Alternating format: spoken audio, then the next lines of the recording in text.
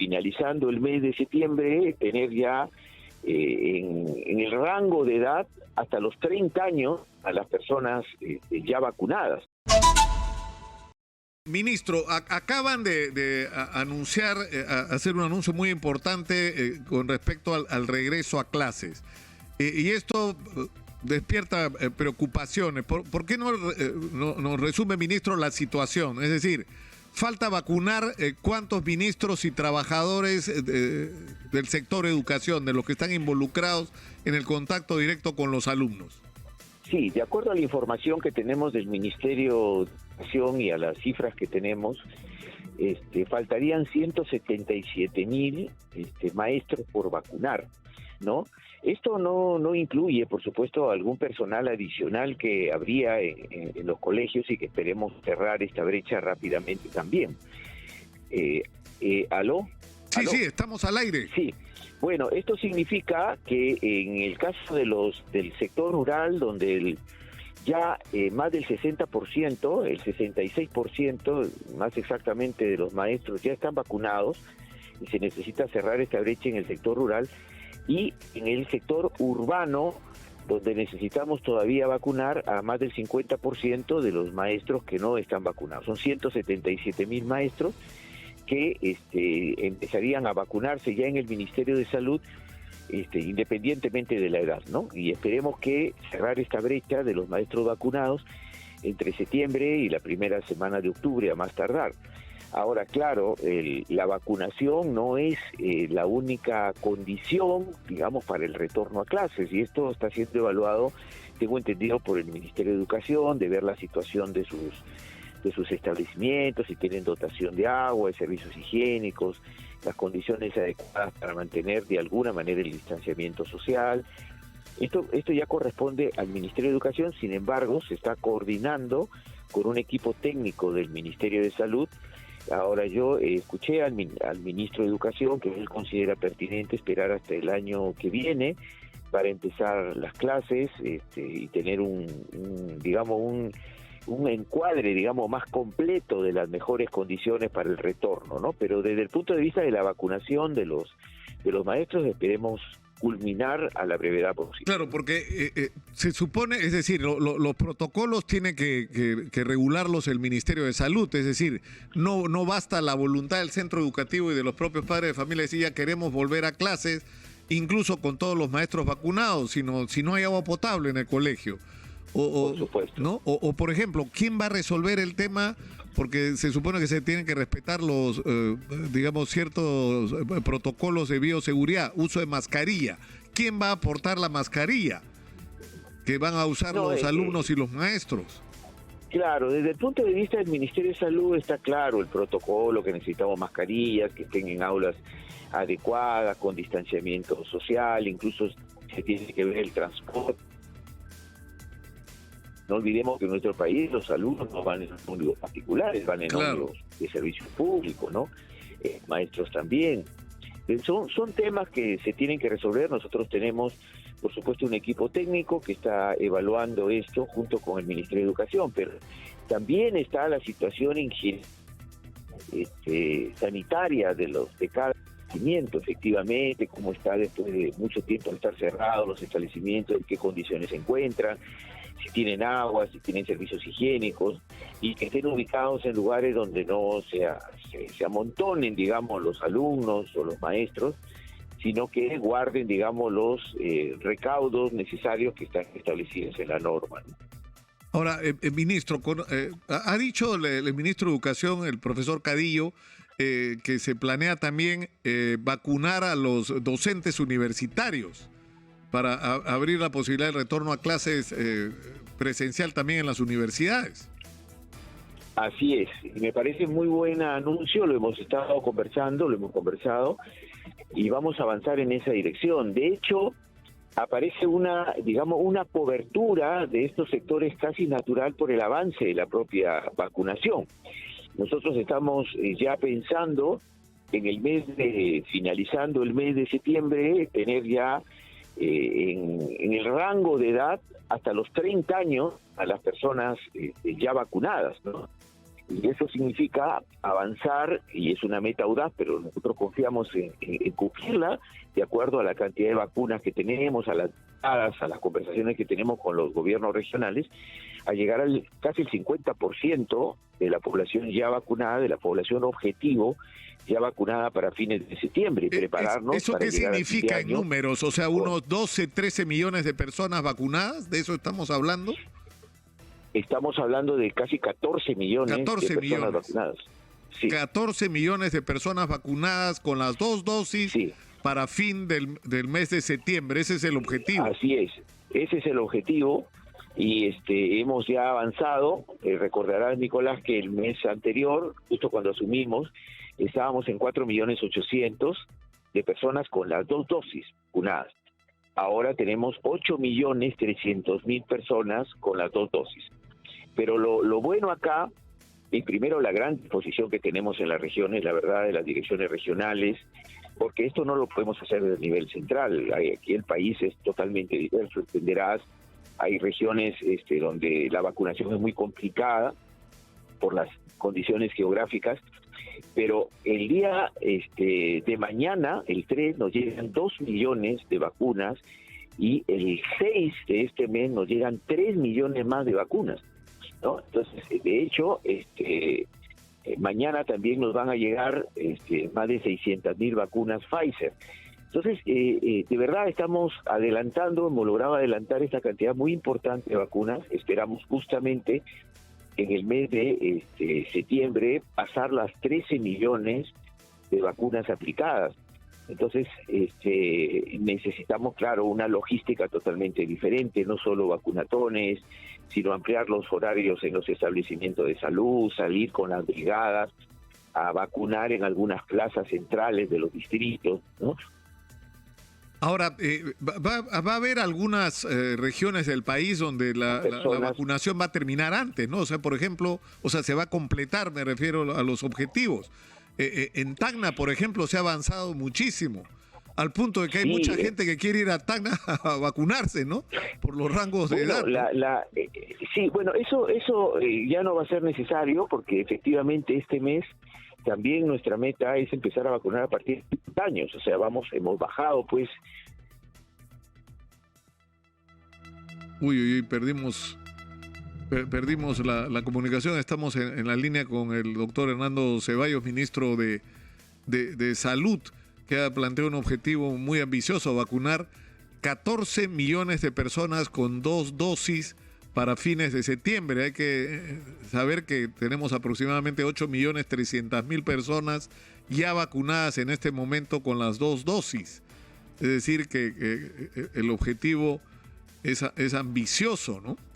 Es vacunar aproximadamente 60% de los que están actualmente vacunados más, ¿no? Sumar 60% más de personas vacunadas, lo cual mejoraría nuestra posición ante una eventual tercera ola, que es la que tememos. Es decir, cuanto más personas estén vacunadas, mayor capacidad tendremos de resistir y de enfrentar esta tercera ola, que ha sido muy...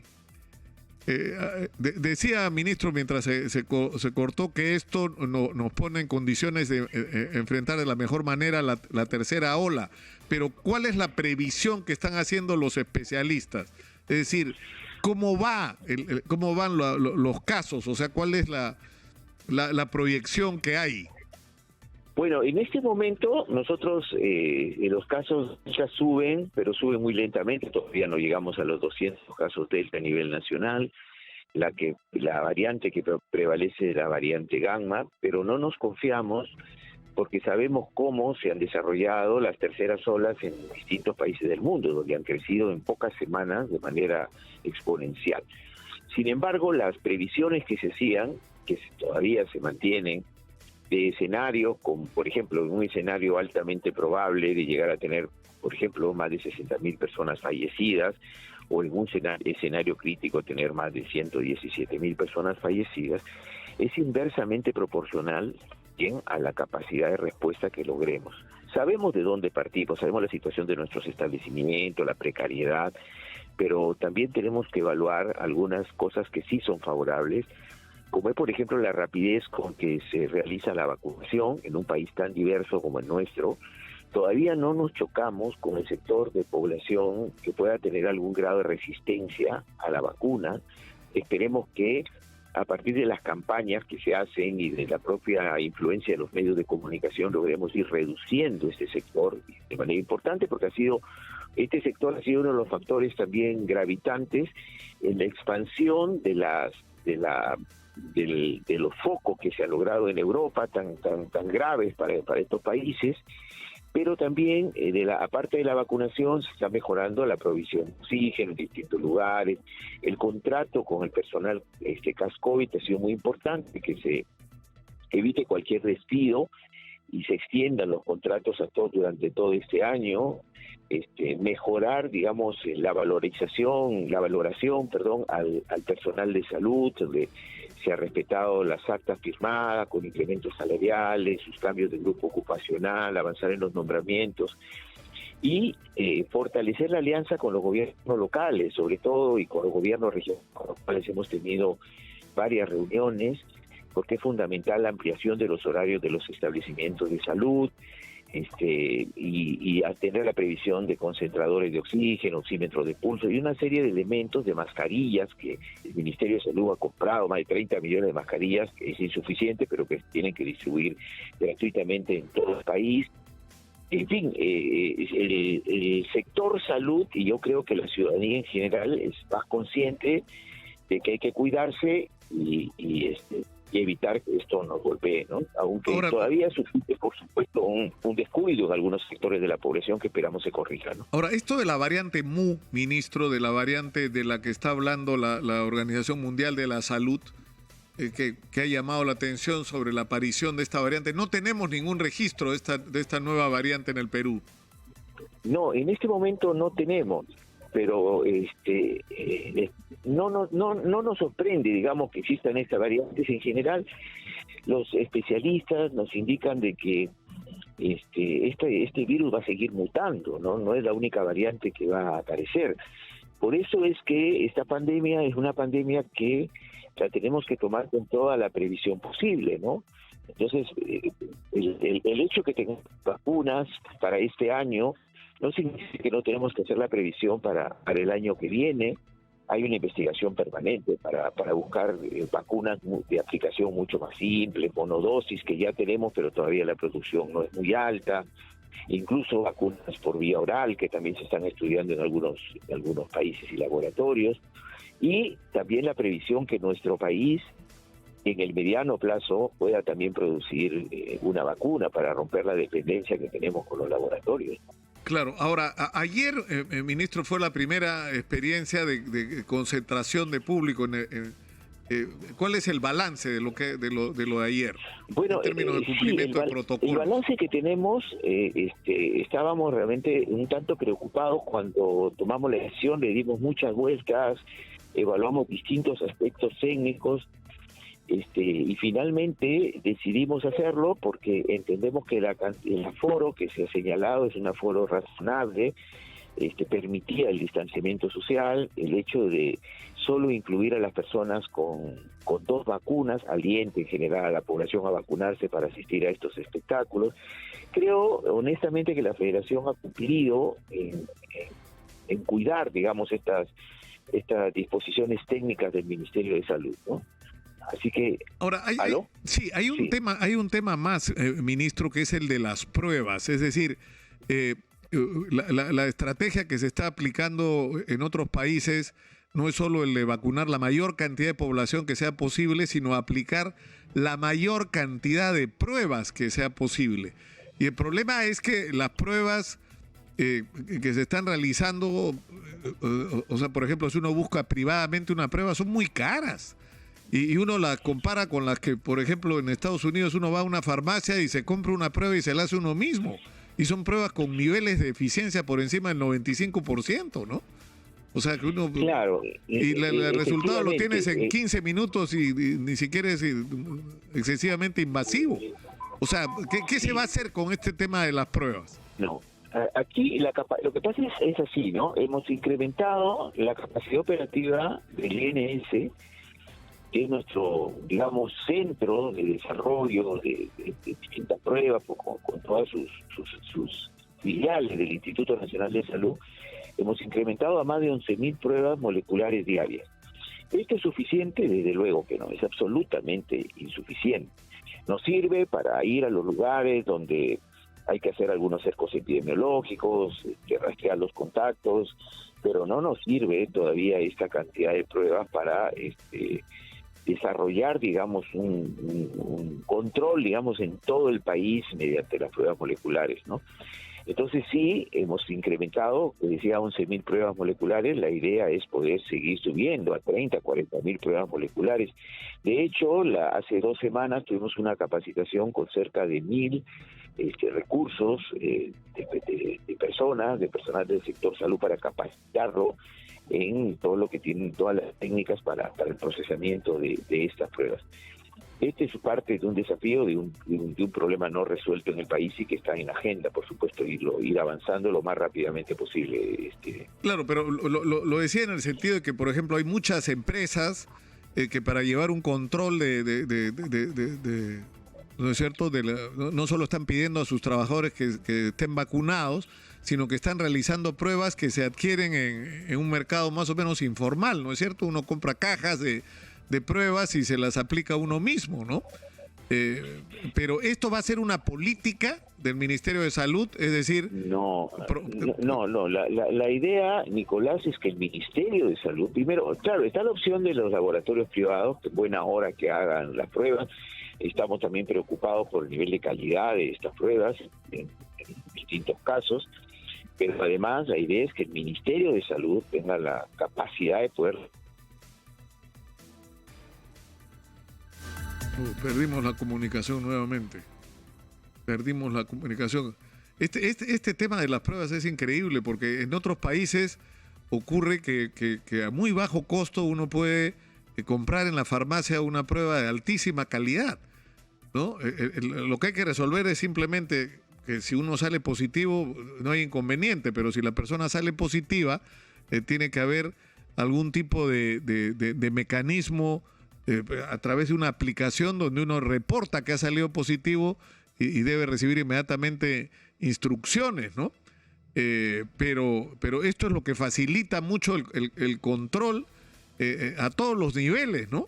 Es decir, por ejemplo, digamos, para dar una idea, en la televisión, estaba hablando un poquito de las pruebas. En la televisión española, por ejemplo, hay programas con público, invitados, y se le exige a la gente el requisito de estar vacunados, pero además, antes de entrar, hacen una de estas pruebas, ¿no? De alta eficiencia, ¿no?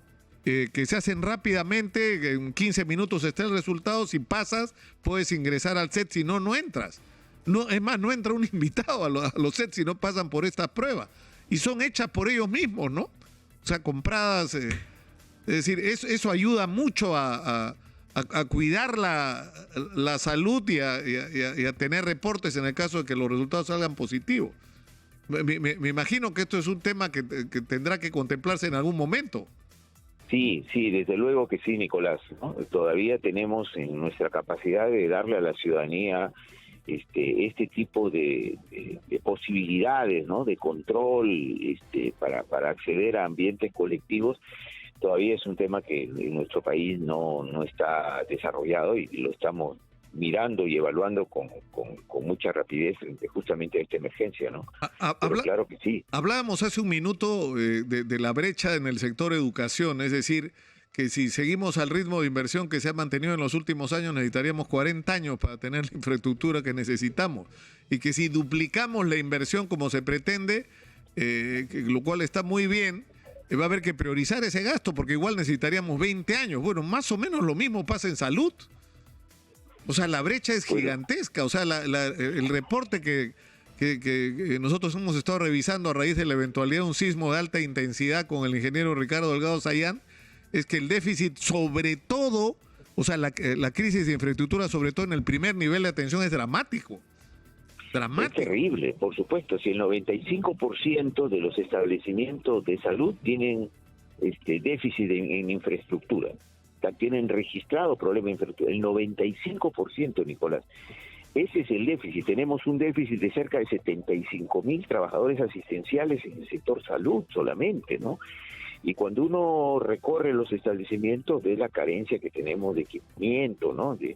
Bueno, hasta de servicios higiénicos, de agua, ¿no? Y de servicios, efectivamente, ¿no?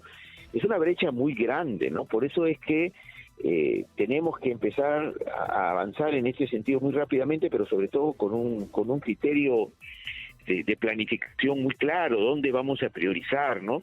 Por eso, por ejemplo, en esta campaña de vacunación decíamos, bueno, hay que invertir en todo lo que son los 1-4, por ejemplo, ¿no? Que son los establecimientos de salud que por lo menos deben contar con un equipo de rayos X, por ejemplo, ¿no? Que tengan lugares para poder alojar, por ejemplo, a algunos pacientes leves o moderados, ¿no?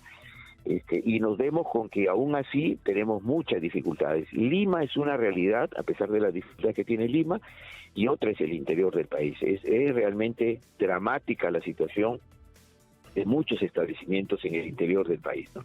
Y estoy hablando de regiones que tienen una alta densidad poblacional y que supuestamente tienen un nivel de desarrollo en los últimos años más o menos rápido, pero en la misma región Piura, por ejemplo, cuando uno ve la zona donde hospitalizan los pacientes COVID, es de verdad lamentable, ¿no? Lo increíble es que estemos en esta situación después de haber pasado por décadas de crecimiento, ¿no? La pregunta es cómo... Sí yo me acuerdo que el exministro de Educación, Jaime Saavedra, me dijo un día, parado en medio de un colegio, que se preguntaba cómo diablos llegamos a este punto. O sea, ¿cómo es posible que esté todo tan mal, ¿no es cierto? Porque era una gran contradicción con respecto a un país que crecía en términos macroeconómicos. ¿Cómo podemos tener este nivel de colegio? Bueno, ¿cómo usted se debe preguntar, ministro, cómo podemos tener estos centros de salud y estos hospitales, no? No, Nicolás, pero la verdad, mire, yo así como le quiero transmitir a la población un cierto nivel de tranquilidad, de que se está trabajando en las provisiones de oxígeno, con mayor cantidad de recursos humanos, pero también hay que ser muy claros en la que la situación es dramática en lo que tiene que ver con la atención primaria, ¿no? En el primer nivel de atención, ¿no? Yo estoy recorriendo el país y es terrible, ¿no? Hay gente que te dice, bueno, yo tengo un cáncer, ¿no? ¿Cómo hago? ¿Cómo me voy? Porque he pedido un turno para que me atiendan en Dime, me dicen que vaya dentro de un mes, y el doctor me ha dicho que es urgente, y yo no tengo plata para irme tampoco, y el CIS no me da el dinero, y esto no es una excepción, esto pasa en todo el país, ¿no? O sea, así de desprotegidos estamos, y esto tiene que cambiar, ¿no? No, o sea, pero lo que pasa es que, claro, a uno le genera un grado de impotencia porque no se pueden cambiar las cosas de la noche a la mañana, ¿no? Pero lo peor que podría pasar es que nos resignemos a que la salud esté como está, ¿no? Ahora, lamentablemente, ministro, estos temas de los que estamos hablando, que deberían ser el centro de nuestra agenda, en cada rubro, además, se perturba completamente por esta toxicidad de lo político, ¿no? No hay manera de terminar esta tensión entre el Congreso y el Ejecutivo. O sea, por ejemplo, ¿cómo se va a resolver el tema de Iber Maraví? Bueno, la verdad que es un tema que estamos ahora en el tema de salud. No es un tema, incluso no es un tema de debate en el Consejo de Ministros. Entiendo que esto es un tema que evaluará el presidente, si realmente corresponde a alguna decisión, o que el presidente ahora mantiene al ministro, y tiene sus razones el presidente, pero nosotros estamos muy preocupados en el Consejo de Ministros por los temas de salud, por el tema económico en general, que no es tan sencillo. Tenemos millones de personas desocupadas en el país y no hay una respuesta todavía a eso. Y cómo ha caído la capacidad adquisitiva de la gente en los últimos meses. Sí, creo que esto es una agenda para nosotros prioritaria, ¿no? Lo de trabajo es una evaluación y una decisión que tomará el presidente, y donde hay obviamente distintas opiniones. Desde mi punto de vista, ojalá que el tema se tome con la seriedad respectiva y no pensando en cómo yo golpeo al gobierno, cómo yo arrincono a los ministros.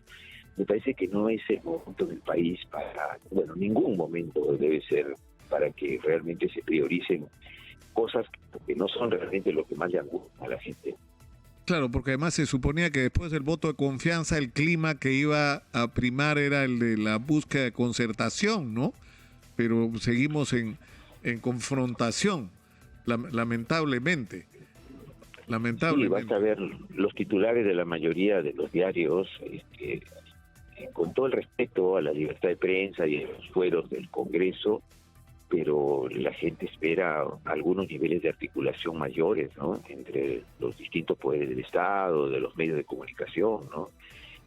La realidad de la situación, por lo menos en lo sanitario, nos obliga a concertar y avanzar en conjunto. Si no trabajamos con el sector privado, con los profesionales, si no tenemos el respaldo de los medios de comunicación, no va a ser afectado el gobierno de Castillo, la que va a ser afectada es la población, ¿no? Entonces, y yo, más allá de las distintas opiniones y de la justa crítica que debe haber, ¿no?, pero no me parece que debe ser parte de una actitud sistemática de golpear al gobierno, ¿no?